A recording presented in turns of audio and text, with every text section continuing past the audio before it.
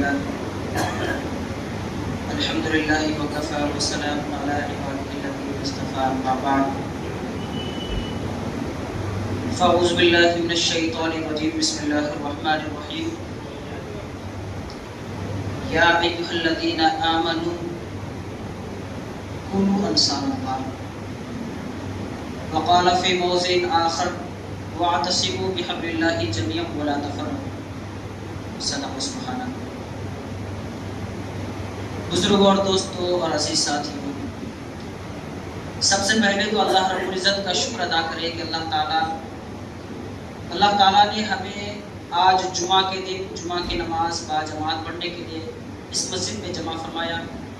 اللہ سے دعا کرے کہ اللہ تعالیٰ ہمیں نماز جمعہ کی طرح روزانہ 5 وقت کی نماز کی بھی پابندی کی توفیق عطا فرمائے، اور ساتھ ہی گھروں میں رہنے والی ماں اور بہنوں کو بھی اللہ تعالیٰ نمازوں کا پابند بنائے. بہرحال میں نے آپ حضرات کے سامنے قرآن کریم کی ایک آیت کریمہ کی ایک چھوٹے سے ٹکڑے کی تلاوت فرمائی، جس میں اللہ تعالیٰ ارشاد فرماتے ہیں یا ایھا الذین آمنوا کونوا انصار اللہ، کہ اے ایمان والو تم اللہ کے دین کے مددگار بن جاؤ. سوچنے کی بات یہ ہے کہ بھائی اللہ تعالیٰ تو وہ عظیم ذات ہے جسے کسی مدد کی کوئی ضرورت نہیں، اور واقعی ایسا ہے. اللہ وحدہ لا شریک لہ کو کسی بھی چیز کی ضرورت نہیں ہے، کسی کی مدد کی ضرورت نہیں. وہ تو ہم لوگوں کی ایک آزمائش ہے، ایک امتحان ہے. اللہ تعالیٰ دیکھنا چاہتے ہیں اپنے بندوں سے کہ جب کبھی اللہ کے دین پر کسی طرح کے کوئی آنچ آ جائے، کوئی پریشانی آ جائے، کوئی مصیبت آ جائے، ان کے دین کو نقصان پہنچانے کی کوشش کی جانے لگے، ان کے دین کو نیست و نابود کرنے کی سازشیں کرنی جانی گئے، تو اس وقت ہمارا یہ بندہ ہماری اس دین کی حفاظت کے لیے اپنے جان و مال کو لگاتا ہے کہ نہیں، اپنے جان و مال کی قربانی دیتا ہے کہ نہیں، اپنی اس دین کی حفاظت کے لیے وہ ساتھ کھڑا ہوتا ہے کہ نہیں. اللہ یہ دیکھنا چاہتا ہے. اللہ کو آپ کی مدد کی ضرورت نہیں ہے. محترم دوست، کہنے کا مطلب بھی یہی ہے، آج اللہ کے دین پر حملے ہو رہے ہیں، اللہ کے دین کو مٹانے کی سازشیں ہو رہی ہیں. پوری دنیا سے اسلام کا خاتمہ کرنے کی طرح طرح کی سازشیں، طرح طرح کی تدبیریں کی جا رہی ہیں کہ کس طریقے سے یہ اسلام ختم ہو جائے، نیست و نابود ہو جائے. اس کی شروعات یہودیوں نے کر دی، بیت المقدس کو ختم کرنے کی مکمل ان لوگوں نے سازش کر دی. وہ چاہتے ہیں کہ فلسطین کو نام و نشان مٹا دیں تاکہ اس علاقے میں مسلمان کا کوئی نام و نشان نہ رہے، اللہ کا نام لینے والا نہ رہے، دین کی حفاظت کرنے والا نہ رہے، اور وہاں پر ہم اپنے آدمیوں کو پھیلا دیں اور وہاں پر ہم قابض ہو جائیں. اسی طریقے سے ہندوستان میں بھی گاہے بگاہے کبھی انگریزوں نے اس ہندوستان سے مسلمانوں کے خاتمے کا خواب دیکھا تھا، اور کچھ حد تک وہ کامیاب بھی ہو گئے تھے. بالکل انہوں نے ہندوستان سے مسلمانوں کے خاتمے کا مکمل طریقہ اختیار کر لیا تھا، اور وہ طریقہ کیا تھا کہ ہندوستان سے قرآن کو اور علماء کو ختم کر دو، جو دین کی تعلیم دیتے ہیں، جو علم کو پھیلاتے ہیں. ان 2 چیزوں کو ختم کر دو، خود بخود اسلام ختم ہو جائے. محترم بزرگوں دوست، لیکن ہوا کیا؟ مسلمان متحد ہوئے. ان لوگوں نے متحد ہو کر ڈٹ کر کے انگریزوں کا مقابلہ کیا، اور بالآخر انگریزوں کو ہندوستان چھوڑنا پڑا، اور ہندوستان انگریزوں کے قید سے آزاد ہو گیا. محترم بزرگوں دوست، سوچنے کی بات یہ ہے کہ انگریز اس ہندوستان پر قابض کیوں ہوئے تھے؟ اس کی وجہ کیا تھی؟ اس کی ایک ہی وجہ تھی کہ مسلمان ٹکڑوں میں بڑھ چکے تھے، مسلمان آپس کی لڑائیوں میں بڑھ چکے تھے، مسلمان فرقہ پرستیوں میں بڑھ چکے تھے، مسلمان ذات پات کی لڑائیوں میں بڑھ چکے تھے. اور اسی کا فائدہ اٹھا کر انگریزوں نے ایک فرقہ والوں کو دوسرے فرقہ والوں سے اور زیادہ لڑا دیا، ایک مسلک والوں کو کو دوسرے مسلک سے لڑوا دیا، ایک ذات والوں کو دوسرے ذات والوں سے لڑوا دیا، ایک مسلمان کو دوسرے مسلمان سے لڑوا دیا، جس کا نتیجہ یہ ہوا اگر ایک فرقے والوں کے ساتھ کچھ ہوتا تھا دوسرا فرقہ والا اس کی مدد کرنے نہیں چاہتا تھا، ایک مسلک والوں کے ساتھ کچھ ہو رہا ہے تو دوسرا مسلک والا اس کی مدد کرنے نہیں چاہتا تھا، ایک ذات والوں کے ساتھ کچھ ہو رہا ہے تو دوسرا ذات والا تماشائی بن کر دیکھتا تھا، خوش ہوتا تھا، ارے میری ذات پر تھوڑی نہ کچھ ہو رہا ہے، ہمارے خاندان پر تھوڑی نہ کچھ ہو رہا ہے، ان پر ہو رہا ہے، ہونے کیا ہوا؟ ارے ہم تو تھے مسلمان، ایک اللہ کے ماننے والے، ایک قرآن کے ماننے والے، ایک نبی پر ایمان لانے والے، ایک اللہ پر ایمان لانے والے، ایک کعبہ کے آگے جھکنے والے، ایک کعبہ کے سامنے، لیکن کیا ہوا؟ ہم لوگ آپس میں ہی ٹکڑوں میں بٹ گئے اور چھوٹے چھوٹے ٹکڑے ہو گئے اور ٹکڑوں کو زیر کرنا آسان ہو جاتا ہے۔ محترم بزرگوں دوست، میں ایک مثال دیتا ہوں، آپ نے دھاگا دیکھا ہوگا، دھاگا کتنا پتلا سا ہوتا ہے اور رسی کتنی مضبوط ہوتی ہے جو ہزاروں لاکھوں دھاگوں سے مل کر کے مضبوط بنتی ہے، دھاگا کو توڑنا آسان ہو جاتا ہے، اس وقت بھی مسلمان مضبوط رسی سے نکل کر دھاگوں میں پڑ چکے تھے اور دھاگوں کو آسانی کے ساتھ توڑا جا سکتا تھا، اور انگریزوں نے یہی کیا، دھاگوں کو جگہ جگہ سے توڑنا شروع کر دیا، ٹوٹتے گئے، وہاں پر قابض ہوتے گئے۔ لیکن جب مسلمانوں کو احساس ہوا کہ بھائی ہم لوگوں نے تو اپنے آپ کو کمزور کر دیا ہے، ہم لوگ جو متحد ہوا کرتے تھے، ایک متحد قوم مانی جاتی تھی مسلمانوں کی، ہم لوگوں نے اپنے اتحاد کو توڑ کر کے ایک ہم کمزور دھاگا بن چکے ہیں اور اسی کا فائدہ اٹھا کر یہ انگریز ہمارے دھاگوں کو توڑ رہے ہیں، لہذا اب ہمیں متحد ہونے کی ضرورت ہے، تمام دھاگوں کو آپس میں ملنے کی ضرورت ہے، ایک مضبوط رسی بننے کی ضرورت ہے اور اس رسی کو توڑنا آسان نہیں ہوگا۔ پھر وہی ہوا، مسلمان نے تمام اختلافات کو چھوڑ دیا اور ایک مضبوط رسی بن گئے، اور پھر اس رسی سے ٹکرانا آسان نہیں تھا انگریزوں کا، پھر انگریز یہاں سے رفو چکر ہو گئے۔ محترم بزرگوں دوستو، آج جو حالات ہیں ہمارے، خاص کر کے ہندوستان کے اندر جو سازشیں رچی جا رہی ہیں وقف کے نام پر، جو ابھی جو قانون آیا ہے وقف ترمیمی بل، یہ کتنا خطرناک قانون ہے یہ سمجھ لیجیے۔ یہ قانون تو پاس ہو چکا ہے، ہماری لاکھ کوششوں کے باوجود ہم نے جہاں تک ممکن ہو سکا، جتنی بھی ہماری تنظیمیں ہیں، چاہے مسلم پرسنل بورڈ ہو، امارت شریعہ ہو، جمعیت علماء ہند ہو، یا جتنی بھی ہندوستان میں بڑی سی بڑی تنظیمیں ہیں، ہر تنظیم نے ایڑی چوٹی کا جوڑ لگا دیا تاکہ یہ قانون پاس نہ ہو، لیکن یہ اندھی سرکار، انہوں نے کانوں میں روئی ڈال دیا، کسی کی بات سننے کو تیار نہیں، اور بالآخر انہوں نے قانون کو پاس کروا دیا۔ اب ہمارا فرض کیا بنتا ہے کہ ہمیں متحد ہو کر کے آپسی اختلافات کو چھوڑ کر کے ایک پلیٹ فارم پر آنا ہوگا، اور اس قانون کے خلاف جب تک یہ قانون واپس نہ لیا جائے ہمیں اپنی جان و مال کی قربانی دینی ہوگی، کیونکہ جب تک جان و مال کی قربانی ہم نہیں دیں گے سمجھ لیجئے ہمیں کامیابی نہیں ملے گی۔ یاد ہے جب بیت المقدس کو یہودیوں نے قبضہ کر لیا تھا ایک زمانہ پہلے، اور اس وقت سلطان صلاح الدین ایوبی نے اس کو فتح کروایا تھا، کیا وہ آسانی سے فتح ہو گیا تھا؟ نہیں، بلکہ ہزاروں جانوں کی قربانی دے کر کے اس کو فتح کرایا گیا۔ اسی طریقے سے جب ہندوستان میں انگریز قابض ہو گئے تھے تو کیا بغیر قربانی کے ہندوستان آزاد ہوا تھا، انگریزوں سے پاک ہوا تھا؟ نہیں، بلکہ ہمارے ہزاروں لاکھوں علماء کرام نے، ہمارے ہزاروں لاکھوں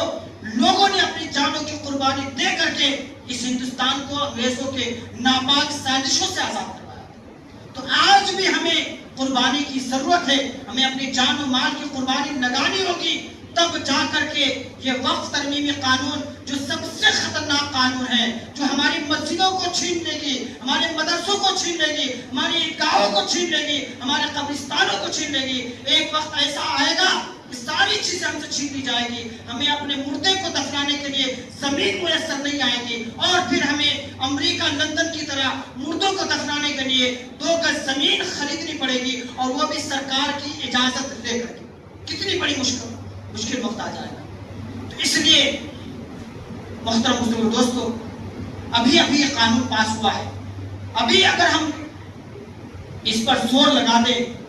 جہاں تک ممکن ہو سکے ہم سڑکوں پر اتر کر کے، اور ہمارے تنظیمیں جو بھی ہمیں حکم دے رہے ہیں، جو بھی احتجاجات وغیرہ کر رہے ہیں، کانفرنس وغیرہ کر رہے ہیں، سڑکوں پر نکلنے کے لیے کہہ رہے ہیں، ہمیں ان کے حکم پر سر بکف ہو کر کے دوڑ پڑنا ہے اور مکمل طور پر ان کی کانفرنس کو اور ان کے اجتماع کو کامیاب بنانا ہے۔ محترم مسلمان دوستو، علامہ اقبال نے پرسوں پہلے اتحادی امت پر کیا خوب کہا تھا کہ منفعت ایک ہے، اس قوم کی نقصان بھی ایک، منفعت ایک ہے، اس قوم کی نقصان بھی ایک ہی سب کا نبی، دین بھی، ایمان بھی ایک، حرم پاک بھی، اللہ بھی، قرآن بھی ایک، کیا بڑی بات کی ہوتے جو مسلمان بھی ایک۔ فرقہ بندی ہے کہیں اور کہیں ذاتیں ہیں، فرقہ بندی ہے کہیں اور کہیں ذاتیں ہیں، کیا زمانے میں پنپنے کی یہی باتیں ہیں؟ اور دوسری جگہ کوئی شاعر کہتا ہے کہ جس کے صدقے میں یہ حیات ملی، کہ جس کے صدقے میں یہ حیات ملی، اس کے ہم سچے امتی بن جائیں، چھوڑ کر دیوبندی بریلی کو، کاش ہم ایک امتی بن جائے، کاش ہم ایک مسلمان بن جائے۔ تو ہم آج سے عہد کریں انشاءاللہ تعالی، آج کے بعد سے اگر ہمیں کوئی پوچھے گا کہ تم کون سے مسلمان ہو، تو یہ نہیں کہنا ہے کہ ہم دیوبندی مسلمان ہیں، ہم بریلوی مسلمان ہیں، یا ہم اہل حدیث وغیرہ ہیں۔ ہمیں صاف لفظ میں کہنا ہے ہم ایک اللہ کے ماننے والے مسلمان ہیں، ہم صرف مسلمان ہیں، ہم کوئی دیوبندی نہیں، کوئی بریلوی نہیں، کوئی غیر مقلد نہیں، کوئی شیعہ نہیں۔ جب جا کر کے لوگوں کو پتا چلے گا ارے یہ مسلمان تو ایک ہو چکے ہیں، ایک پلیٹ فارم پر آ چکے ہیں، آپسی اختلافات کو ختم کر چکے ہیں۔ ہم یہ نہیں کہہ رہے ہیں کہ آپ جس مسلک کو تسلیم کرتے ہیں، جس مسلک کے مطابق زندگی گزارتے ہیں، آپ اس کو چھوڑ دیجئے، لیکن وہ اپنے اندرونی حد تک رکھیے، لیکن باہری دنیا کے لیے دنیا والوں کی نظر میں ہمیں متحد ہو کر کے رہنا ہے، ایک جٹ ہو کر کے رہنا ہے، تبھی ہمیں کامیابی ملے گی، ورنہ پھر ہم ناکامی کے علاوہ ہمیں کچھ حاصل ہونے والا نہیں۔ محترم مسلمان دوستو، ہم جو یہ نماز پڑھ رہے ہیں، یہ نماز بھی تو ہماری اتحاد کا ثبوت ہے، یہ اتحاد کا ثبوت ہے، تبھی تو ہم لوگوں نے اختلافات کو چھوڑ کر ایک جٹ ہو کر کے مسجد میں آئے ہیں، تاکہ ہم ایک امام کے پیچھے نماز ادا کریں۔ اگر ہمیں اتحاد منظور نہیں ہوتا تو ہم اپنے گھروں میں نماز پڑھ لیتے۔ ہم کیوں کہتے ہیں کہ بھائی مسجدوں میں تو سب لوگ آتے ہیں، ہمارے مخالفین بھی آئیں گے، ہمارے دشمن بھی آئیں گے، دوسرے مسلک والے بھی آئیں گے، دوسرے فرقہ والے بھی آئیں گے، دوسرے ذات والے بھی آئیں گے، تو ہم کیوں سب کے ساتھ مل کر کے نماز پڑھے، ایک جٹ ہو کر کے ہم گھروں میں نماز پڑھ لیں گے؟ لیکن نہیں، اللہ کا فرمان ہے اے مسلمانوں، جماعت کے ساتھ نماز پڑھنی ہے تو ایک جٹ ہو کر کے، ایک جماعت بنا کر کے، ایک امام کے پیچھے نماز پڑھنی ہوگی، تنہا تنہا نماز نہیں پڑھنا ہے۔ حالانکہ تنہائی نماز پڑھنا یہ خضوع کے اعتبار سے زیادہ بہتر ہوتا، لیکن اللہ کا فرمان ہے کہ چاہے تنہائی میں نماز پڑھنا خضوع کے اعتبار سے زیادہ بہتر ہو، لیکن پھر بھی تمہیں ایک جٹ ہو کر کے، ایک جماعت بنا کر کے، ایک امام کے پیچھے نماز ادا کرنا۔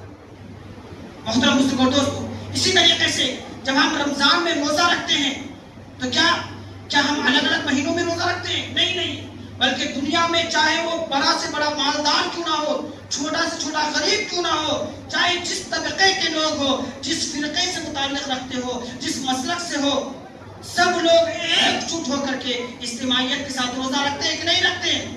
اور وہ بھی صرف رمضان میں۔ رمضان کے علاوہ میں بتا دیجئے کوئی روزہ رکھا ہو، کیونکہ اللہ کا فرمان ہے کہ تمہیں ایک جٹ ہو کر کے رمضان میں ہی روزہ رکھنا ہے، رمضان کے علاوہ میں کسی مہینہ میں روزہ فرض نہیں ہے۔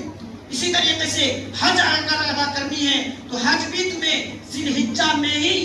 سب اجتماعیت کے ساتھ حج ادا کرنا ہے۔ حج کسی کے لیے الگ سے فرض نہیں ہے کہ کوئی سفر میں حج کر لے، کوئی جا کر کے ربیع اول میں کر لے، کیونکہ اللہ کا فرمان ہے کہ جب بھی حج ہوگا وہ ذی الحجہ کے مہینہ میں ہی ہوگا اور اجتماعیت کے ساتھ ہوگا، انفرادیت کے ساتھ بالکل نہیں۔ محترم مسلمان دوستو، اور بھی بہت ساری چیزیں ہیں جو دین اسلام میں ہیں جس کو ہم اجتماعیت کے ساتھ کرتے ہیں۔ تو خدارا میں آپ سے یہی درخواست کروں گا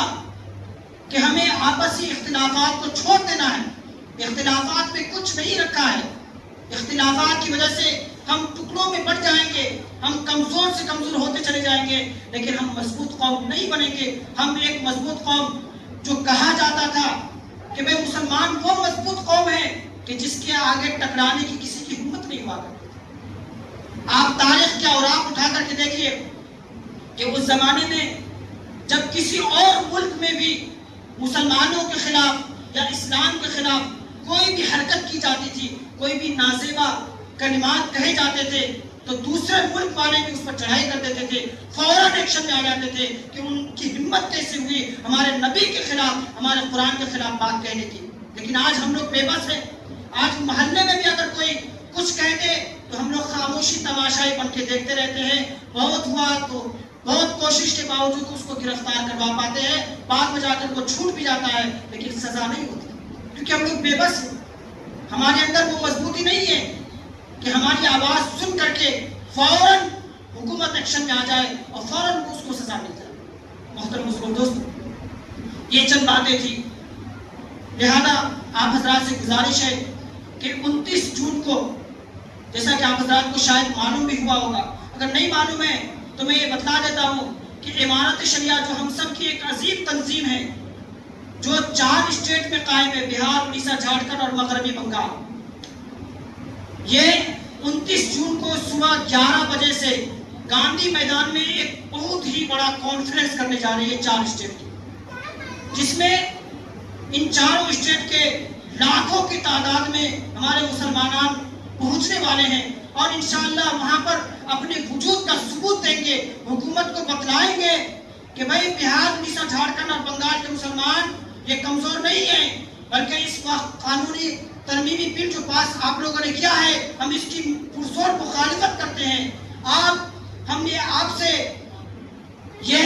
التماس کرتے ہیں کہ آپ اس قانون کو جلد سے جلد رد کریں، ورنہ پھر ہم لوگ یہ جو کانفرنس ہے لگاتار جاری رکھیں گے، سڑکوں کو جام کریں گے، جہاں تک ہو سکے ہم اس کے لیے اپنی جان و مال کی قربانی پیش کر دیں گے۔ تو انشاءاللہ تعالی آرا شہر والوں سے بھی اور خاص کر کے آپ لوگ جتنے بھی لوگ آئے ہوئے ہیں، آپ لوگوں سے بھی مکمل طور پر ہم ایک درخواست اور گزارش بھی کریں گے کہ آپ لوگ اس بات کو نوٹ کر لیں کہ انشاءاللہ تعالی 29 جون کو ہر حال میں گاندھی میدان پہنچنا ہے اور اس کے علاوہ بھی وہاں پر اپنی وجود کا ثبوت دینا ہے، کیونکہ چاہے وہاں پہ جو بھی ہو لیکن تعداد دکھلانا یہ سب سے زیادہ اہم ہے، تاکہ لوگوں کو پتا چلے۔ اگر ہم لوگوں نے تعداد نہیں دکھلائی تو حکومت بھی سوچنے پر مجبور ہو جائے گی، ارے مسلمان تو خود ہی لوگوں کے ساتھ نہیں ہے، مسلمان تو خود یہ قانون کو چاہ رہے ہیں، کیونکہ اگر مسلمان اس قانون کے خلاف ہوتے تو یہ لوگ ضرور یہ وقف ترمیمی بل کے خلاف اس گاندھی میدان کو مکمل طور پر بھر دیتے،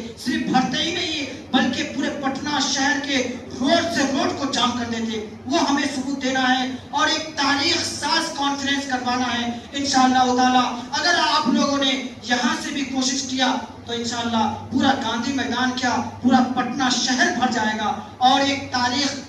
ساز کانفرنس ہوگی۔ اسے دیکھ کر کے انشاءاللہ ہندوستان میں کونے کونے میں بھی اس طرح کے اجلاس کیے جائیں گے، لوگوں کے حوصلے بڑھیں گے اور بالآخر حکومت بھی سوچنے پر مجبور ہو جائے گی کہ بھائی یہ قانون پاس کر کے ہم لوگوں نے غلطی کر دی، یہ مسلمان تو اس قانون کو بالکل بھی نہیں چاہ رہے ہیں۔ لہذا محترم حضور دوستو، اگر ہم اپنی مسجدوں کو بچانا چاہتے ہیں، اگر ہم چاہتے ہیں کہ ہماری عیدگاہیں بچے، ہمارے قبرستان بچے، ہمارے جو بھی عبادت گاہیں ہیں وہ محفوظ رہیں، تو ہمیں کوشش کرنی ہے کہ جب بھی ہماری تنظیمیں، ہمارے سربراہ لوگ یا ہمارے ذمہ دار ہمیں آواز دے، جہاں پر بھی بلائے، اگر ہمیں کہیں کہ سڑکوں پر نکل کر کے احتجاج کرو، انشاءاللہ تعالی ہمیں تیار رہنا ہے، اپنے کاموں کو چھوڑ دینا ہے، اپنے کاروبار کو چھوڑ دینا ہے۔ ارے کاروبار آج ہے ہم کر لیں گے، لیکن یہ قانون جب ان پر حکم